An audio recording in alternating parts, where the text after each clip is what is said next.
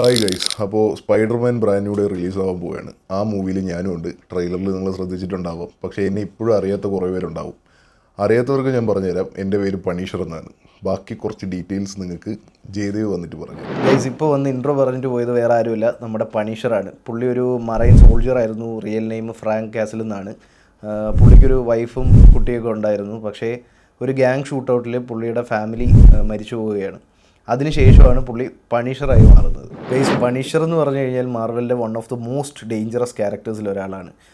കാരണം വേറൊന്നുമല്ല, ഇപ്പോൾ നമ്മുടെ ക്യാപ്റ്റൻ അമേരിക്കയോ സ്പൈഡർമാനോ ആരായി കഴിഞ്ഞാലും ക്രിമിനൽസിന് ഒരു ചാൻസ് കൂടെ കൊടുക്കണം എന്ന് പറയുന്ന ടൈപ്പ് ആൾക്കാരാണ് ഇവരുടെയൊക്കെ മൈൻഡ് സെറ്റ്. പക്ഷേ പണിഷർ അങ്ങനെയല്ല. പുള്ളിയുടെ പേര് പറയുന്ന പോലെ പണിഷ്മെൻറ്റ് അത് തന്നെയാണ്. പുള്ളി ക്രിമിനൽസിനെ എല്ലാവരും കൊല്ലണം, ആ ഒരു മൈൻഡാണ് പുള്ളിയുടെ ടോട്ടൽ മൈൻഡ് സെറ്റ്.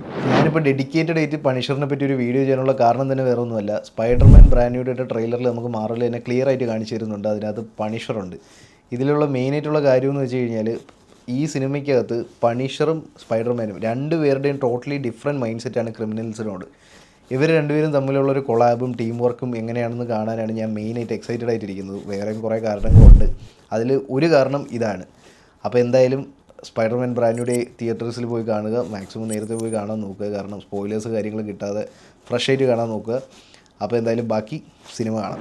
ഇനി നിങ്ങൾക്ക് മാർവലിലെ ഏത് ക്യാരക്ടറിനെ പറ്റിയിട്ടുള്ള വീഡിയോ ആണ് അടുത്ത് വേണ്ടതെന്നുള്ളത് കമൻറ്റ് ചെയ്തേക്ക്. ഞാൻ ചെയ്തതിനോട് ചെയ്യാൻ പറഞ്ഞേക്കാം. Okay bye.